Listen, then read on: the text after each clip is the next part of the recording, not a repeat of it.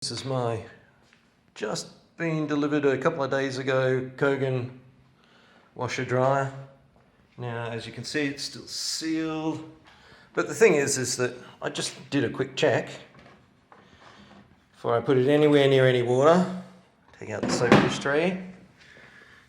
Now, inside here, see those holes, those cracks? Now they're on both sides, on the left hand side there, on the right hand side.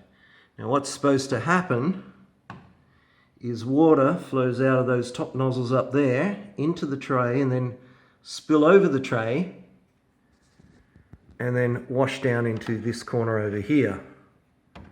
Now it can't do that because it's smashed to pieces. That obvious hole on the right hand side there with the big crack, that's going to leak water everywhere. And same with on the left hand side here. That's going to leak everywhere. So it won't work. Now this happened during transportation because I have not vandalized this in any way, and it'd be silly to even think so. Somehow that internal bit, I think it's been smashed since installation, because there's probably no other way of doing that without smashing other things.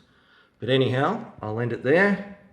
This is just to show you. Oh, and with Kogan, I actually tried getting in contact with them on the day, and no reply, of course. Their customer care, I should have been forewarned. Anyone who wants to provide the word care in their title obviously doesn't. It's a bit like minister, and when they say honourable minister, and we all know what a pack of liars politicians are. So this is it, and they haven't been in touch with me. Now you're supposed to register your return within 3 days of you actually finding out that your goods are damaged. And because they haven't acknowledged the 3 separate conversations, as they call them, then I think they're going to try and warranty fix this when I just want it out of here. It was my first time buying white goods with them, and it's just rubbish. So I want a refund. All right, I'll leave it here.